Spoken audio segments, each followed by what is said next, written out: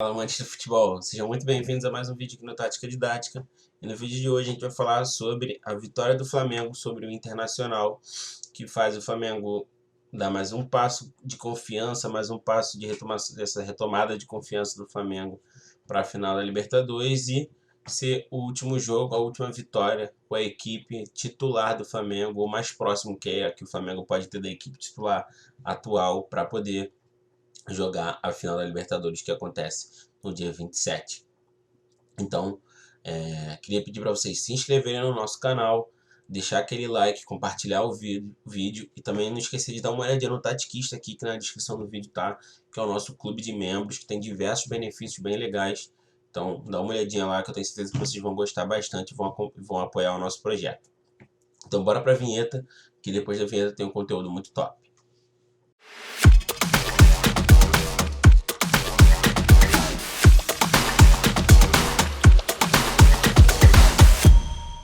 Bom, esse jogo entre o Flamengo e o Internacional, eu acho que a gente pode chamar de o jogo das transições, porque os melhores momentos, principalmente os gols, né, eles saíram das transições, de transições ofensivas, né, das equipes, tanto os dois gols do Flamengo, tanto o gol do Inter. E a gente vai destacar aqui alguns pontos que a gente pode falar sobre como o Flamengo se postou em campo. Então, logo no início do jogo, logo aos 3 minutos, a gente já via que o Flamengo tinha essa postura reativa de sair no contra-ataque, mesmo quando estava com a posse de bola. O Flamengo tentava trocar passes rápidos, que não é transitar propriamente dito, mas o Flamengo sempre tentava ter passes, ter velocidade, acelerar bastante o jogo e até ali os seus 25 primeiros minutos o Flamengo jogou numa intensidade muito alta e o Inter sentiu muito essa pressão que o Flamengo, essa pressão inicial do Flamengo,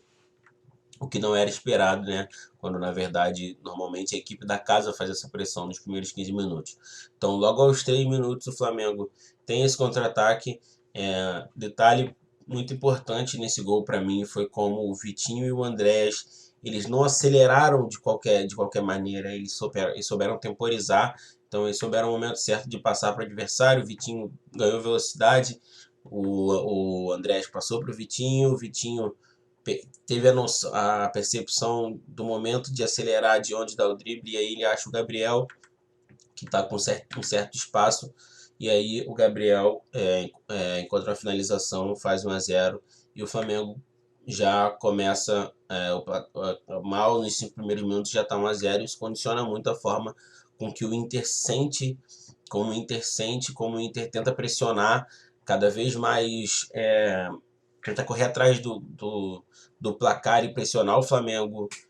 com mais ímpeto, com mais vontade, só que essa vontade acaba deixando mais espaço às costas, e aí a gente tem um lance onde o Flamengo trabalha a bola com o Davi Luiz. O Davi Luiz acha o passe nas janelas, isso foi uma dinâmica que o Flamengo usou muito. O Davi Luiz tem muito essa característica de achar esse passe nas janelas para encontrar um jogador aqui no entrelinhas, né, nesse espaço entre os jogadores, e aí o jogador que vai ser o Michael, que vai baixar, ele vai receber a bola, vai levar a bola até a linha de fundo, vai tocar para o Everton Ribeiro, para o meio, e aí o Everton Ribeiro tem a percepção, eu acho que tem duas coisas aqui que valem ser destacadas. O movimento do Gabigol de sair para deixar esse espaço às costas do zagueiro e a distância que o André está do momento que o Everton Ribeiro vai receber a bola. O Everton Ribeiro tem a noção de dar esse passe cavado e o Andrés conseguir chegar na finalização de primeira, e o Flamengo abre 2-0 com 15 minutos de jogo. E aí a gente vê que o Inter tinha muita dificuldade, a gente vai falar um pouco já do Flamengo também sobre isso, mas o Inter tinha muita dificuldade nos gatilhos de pressão, ou seja, enquanto alguns jogadores, como aqui o Cuesta, pressionavam o portador da bola, outros jogadores vinham recompor a linha, baixavam o bloco, como a gente está vendo esses dois jogadores aqui. Se eu não me engano, é o Rodrigo Lindoso e um outro jogador agora do Inter que me falha o nome. Mas como a gente vê que essa diferença da hora de um pressionar e os outros baixarem o bloco faz com que o Flamengo encontre espaços, e aí o Flamengo vai acabar chegando numa situação de 3 contra 1, 3 contra 2, 2 contra 1, e o Flamengo começa a empilhar chances, começa a perder chances, perder oportunidades que podia aumentar o placar desse primeiro tempo. Um dos outros grandes motivos pelo qual o Flamengo conseguia transitar, fazer essas transições, era em situações como essa, onde o zagueiro do Inter estava na intermediária, já estava no corredor central aqui, no corredor central ofensivo, né, no setor ofensivo pelo meio de campo, né, pelo corredor central. E aí, depois de vencer um duelo do Everton Ribeiro, como ele é um zagueiro, né, o Cuesta tem até essa qualidade, mas ele não consegue fazer com que o Inter aproveite essa vantagem de 2 para 1 setorial aqui. Ele dá um passe, tem um cruzamento meio errado, e aí no retorno o Flamengo sai numa situação de 3 contra 2, que como a gente falou. Então, como os zagueiros do Inter, como o Flamengo dava esse espaço, como o Flamengo baixava essa última linha, que pesava bastante essa última linha para fazer quase uma linha de 5 aqui, como a gente está vendo, o Inter trazia os seus zagueiros para construir, e isso gerava uma dificuldade na cobertura defensiva do Inter, porque deixava muito espaço, o Inter atacava com muita gente, e na hora de defender tinha poucos defensores, e isso foi gerando perigo para o Flamengo, chance de perigo ao Flamengo. O Flamengo vinha tentando transitar a todo momento, e o Flamengo tinha mais liberdade, o Flamengo tinha mais chances de perigo do que o Inter, apesar da gente ver ali no frame que o Inter tinha 6 finalizações. O Flamengo manteve a sua estrutura do 4-4-2, veio com a equipe mais próxima da titular que a gente pode ter hoje em dia, com o Bruno Henrique fora, o Bruno Henrique e o Arrascaeta fora, e aí o que a gente teve de dificuldade nesse jogo foi, mais uma vez, o Flamengo tinha dificuldade de vencer os duelos quando pressionava o adversário, e falta uma dinâmica de quando pressionar o adversário. Então o Flamengo tinha 2-0, tinha o controle da partida, teoricamente deveria ter o controle da partida, mas o Flamengo cedia muitos espaços ao Inter, e o Inter foi começando a criar chances, o Inter o Inter sentia que o Flamengo estava mais agressivo, mas o Inter também não sentia que estava sendo dominado pelo Flamengo a todo momento. E aí, no lance de escanteio, aos 40 minutos, mas acontece a mesma coisa que o Inter faz, que enquanto a gente tem o Michael e o Everton Ribeiro correndo para trás para poder recompor o bloco, o Isla anda para frente. E esse fato do Isla andar para frente faz com que ele erre o bote, e aí o Flamengo fica numa situação já de desvantagem, porque o Inter venceu o primeiro duelo que tinha. Esse jogador normalmente que pode ser até um mecanismo de treino do Renato, que ele passa para os jogadores de ter um jogador que pressiona a bola.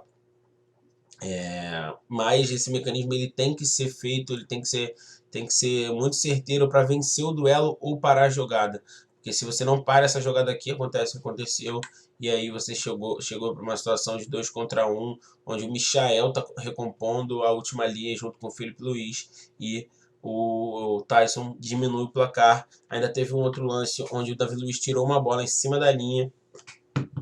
e o Flamengo virou o primeiro tempo com 2-1. Podia ser muito, o placar podia ser muito maior, mas até os 30, 35 minutos o Flamengo podia ter construído um placar muito elástico, mas depois dos 35 o Inter teve chance de empatar o jogo, então acabou que foi um resultado muito positivo. No segundo tempo o Flamengo baixou a intensidade da partida, já baixava o Arão para poder fazer a sua linha de 3, a sua saída de 3, para poder ter essa vantagem, essa superioridade nessa segunda fase de construção. O Flamengo continuava marcando no 4-4-2, alguns jogadores cansaram, então o Renato promoveu algumas mudanças, promoveu o retorno do Arrascaeta, promoveu a entrada do Kennedy, e aí vale destacar a partida que fizeram os volantes do Flamengo ofensivamente, né? Defensivamente eu ainda acho que eles têm muita dificuldade de pressionar, e em alguns momentos os dois estão do lado direito, os dois estão do lado esquerdo, eles têm muita essa dificuldade de fazer o balanço, de fazer a cobertura um do outro. E o Andrés, quando ele jogando de segundo volante, quando ele está de frente, ele lê muitos espaços, então ele dá um passe para o Everton Ribeiro um pouco mais forte, para o Everton Ribeiro ter a possibilidade de ganhar esse espaço aqui, que está em amarelo, e aí o Flamengo construiu uma chance de perigo através dessa jogada também. É um mecanismo que o Flamengo tem, quando o André, é uma vantagem que o Flamengo tem quando o André está de segundo volante de frente para o jogo, rende muito bem assim. E aí a gente chega ao final da partida, o jogo foi muito... O Inter tentou muito pressionar, o Flamengo baixava o bloco com muita tranquilidade. Não achei que o Inter criou chances claríssimas nesse segundo tempo também. E aí a gente chega onde o Flamengo faz um gol, um gol até irregular, mas é uma jogada que a gente tem que destacar, que o Flamengo o Diego Alves rola a bola pro Arão, né, como a gente já demonstrou, uma saída de 3, com o Arão entre os zagueiros, e aí o Arão dá o passe na lateral, onde o Renato tinha promovido a dupla novamente de laterais, Michael não, desculpa, Mateuzinho e Rodinei. E aí o que acontece é que o jogador do Inter, mais uma vez, um jogador do Inter pressiona o portador da bola ao invés de recompor o bloco. Isso é um mecanismo que o Flamengo também tem, que o Flamengo também erra bastante, o Inter também errou bastante nesse jogo. E aí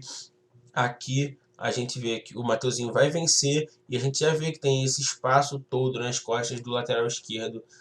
do Internacional. Então o Mateuzinho vence a jogada,